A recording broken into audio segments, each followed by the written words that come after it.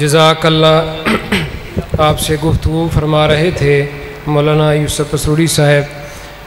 Stage پر بڑی تعداد میں علماء اکرام موجود ہیں، میں ان کا تعارف بھی کروانا چاہتا ہوں اور ان کا شکریہ بھی ادا کرنا چاہتا ہوں۔ مختصراً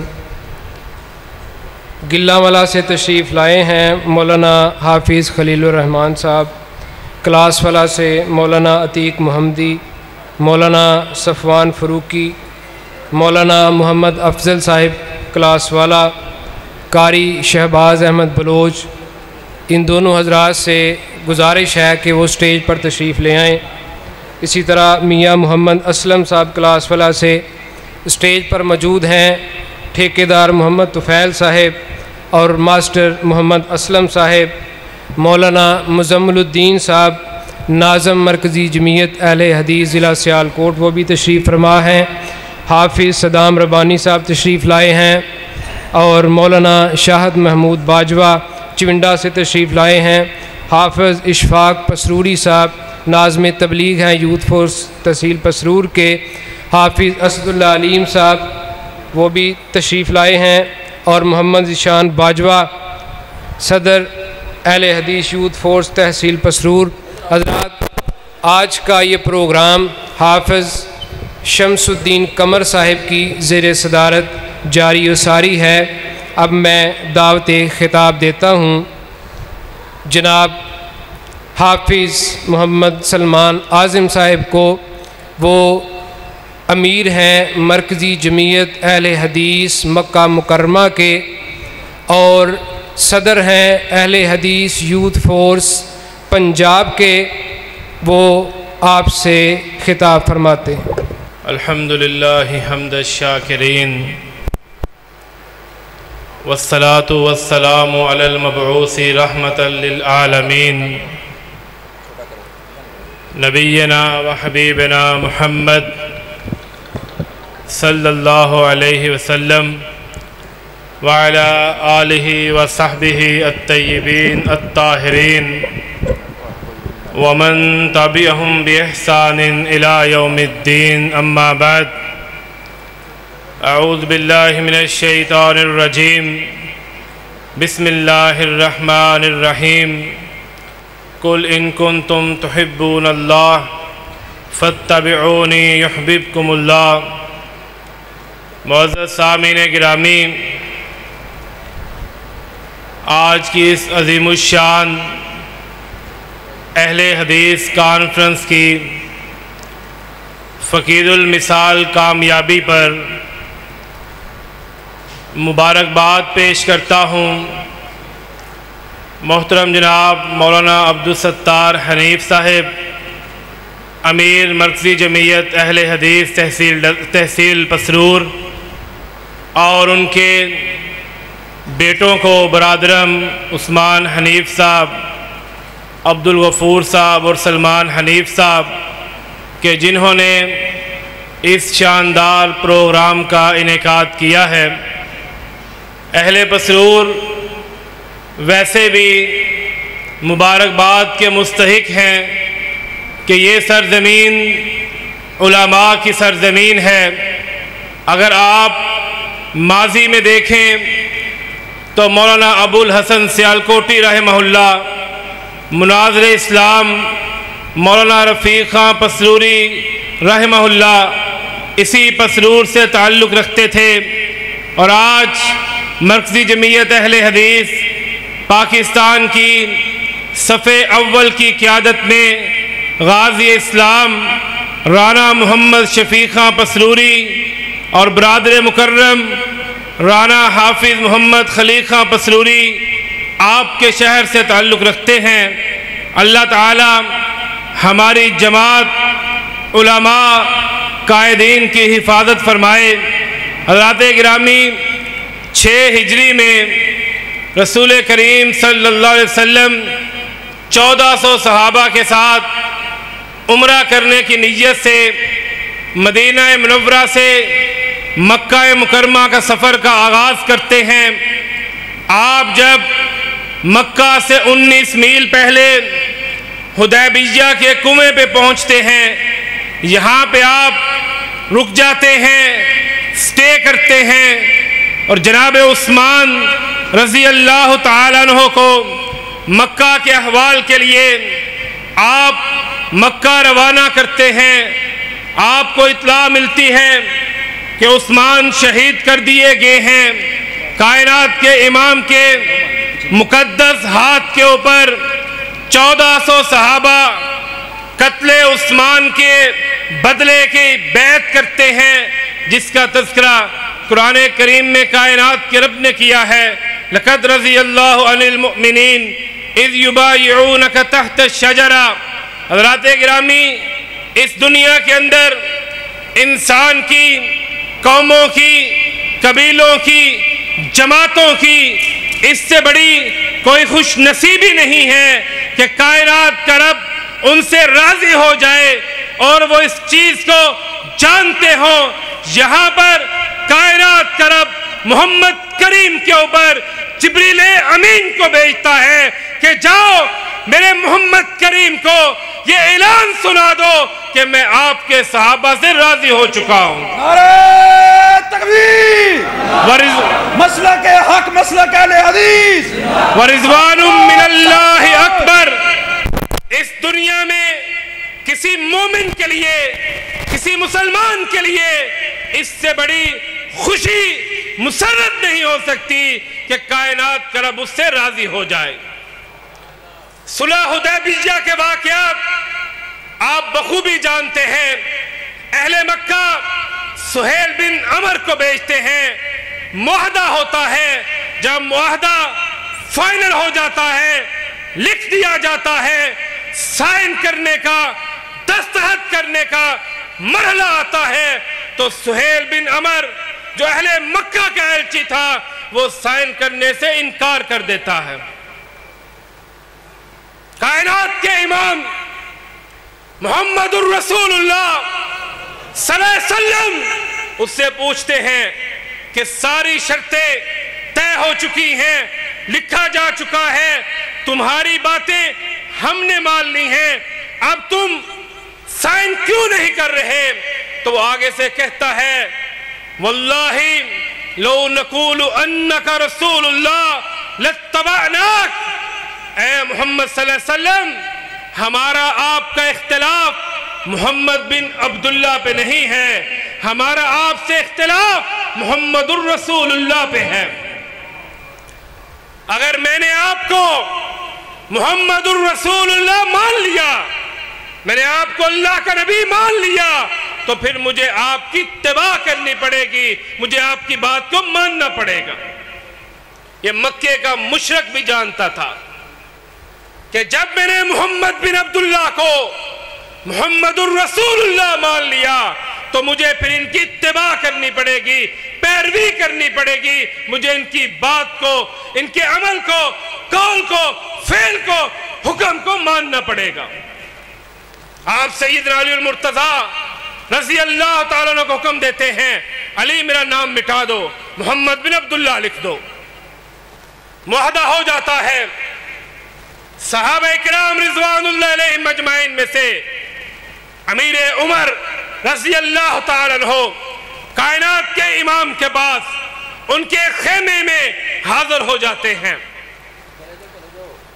آ کے عرض کرتے ہیں، کائنات کے امام سے عرض کرتے ہیں السنا علی الحق، اے اللہ کے نبی کیا ہم حق پہ نہیں ہیں؟ کائنات کے امام نے فرمایا بلا عمر بے شک ہم حق پہ ہیں۔ پھر سوال کیا علیسو علی الباطل، کیا ہمارے دشمن مشرکین کافرین وہ باطل پہ نہیں ہیں؟ مدنی کریم فرماتے ہیں بلا عمر وہ بالکل باطل کے اوپر ہیں۔ پھر عرض کرتے ہیں اے رب کے حبیب ہمارے جو ساتھی دوست بھائی جنگوں میں شہید ہوئے کیا وہ جنتی نہیں ہیں؟ کائنات کے امام فرماتے ہیں وہ بالکل جنتی ہیں۔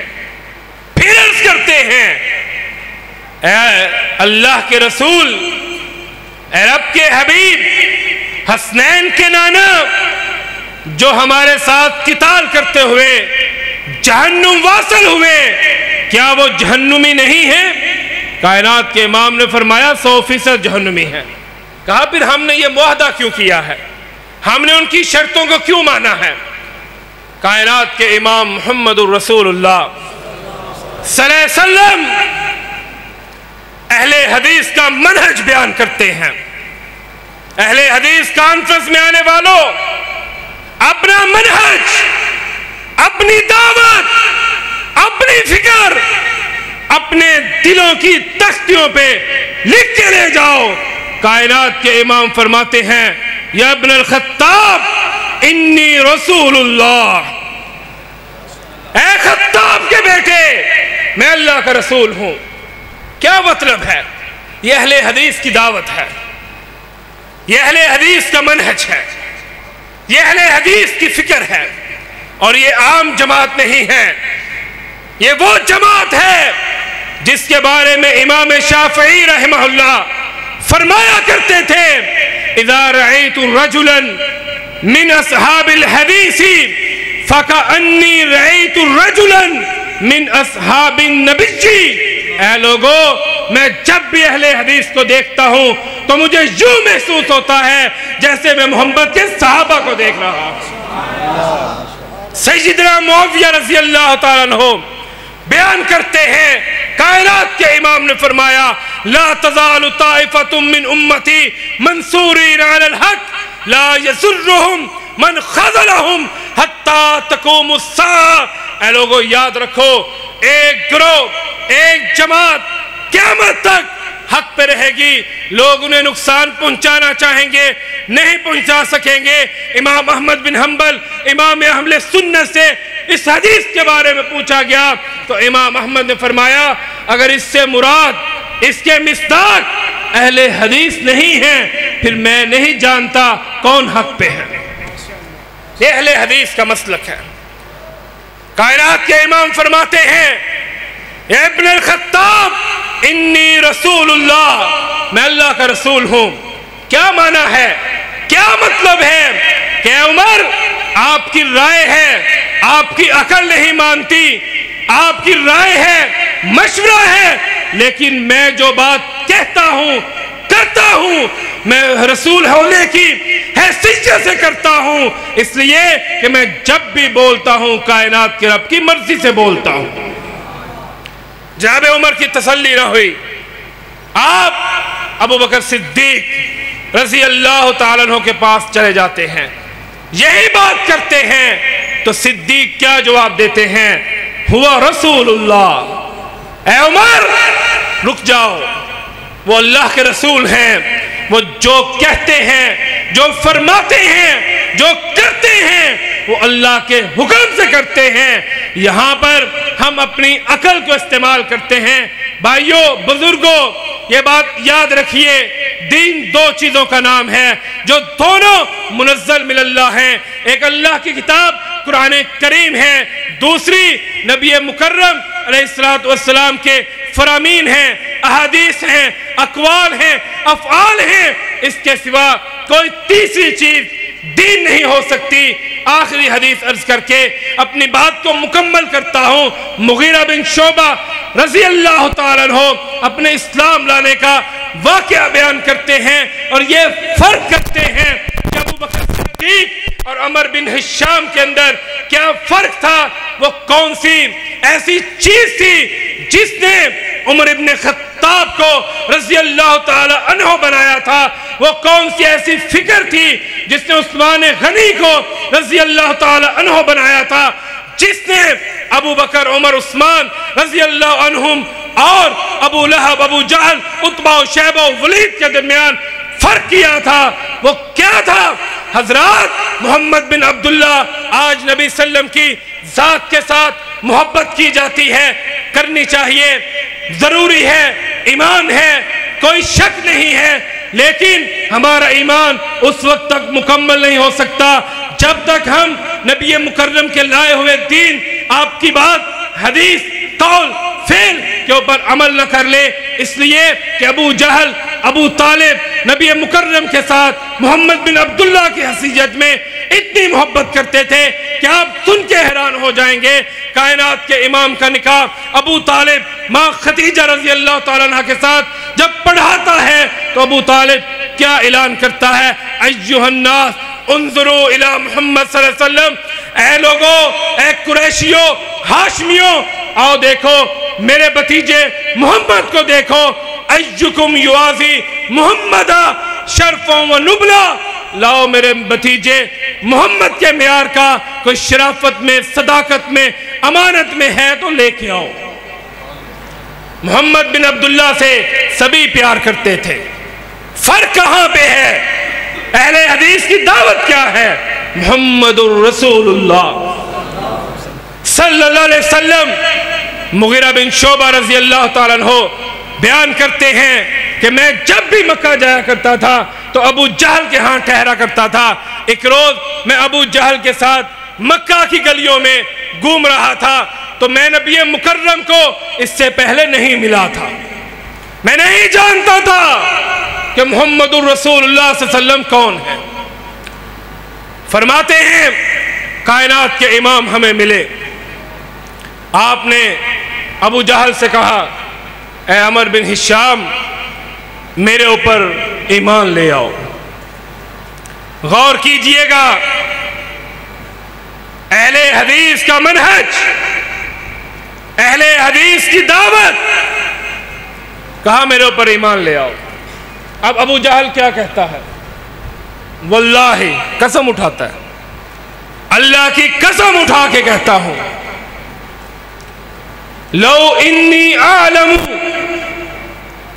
انک رسول اللہ لاتبعتک.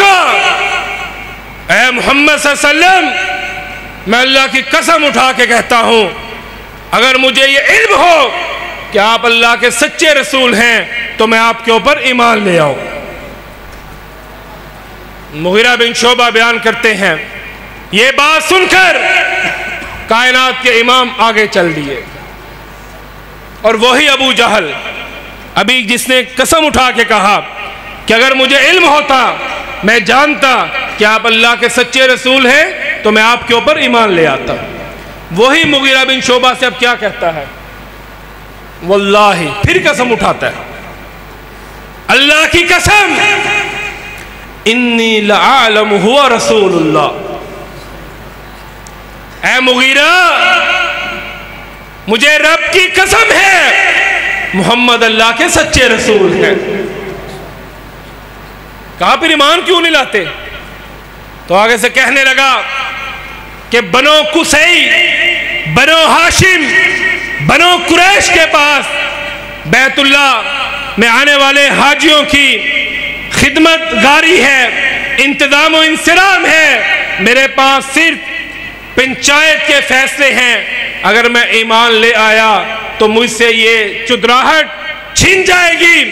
حضرات گرامی قدر، اس بات سے پتہ چلتا ہے کہ انسان کو برادری، رشتہ داری، کاروبار، دوست، احباب، یہ چیزیں راہ حق سے گمراہ کر سکتی ہیں، لیکن یہاں پر ہمیں وہ کردار ادا کرنا چاہیے جو صحابہ محمد صلی اللہ علیہ وسلم نے ادا کیا اور کائنات کے رب نے ان کے ایمان کو ہمارے لیے میرٹ بنا دیا، این ایمان قرار دے دیا. فَإِنْ آمَنُوا بِمِثْلِ مَا آمَنْتُمْ بِهِ فَقَدْ اهْتَدَوْا.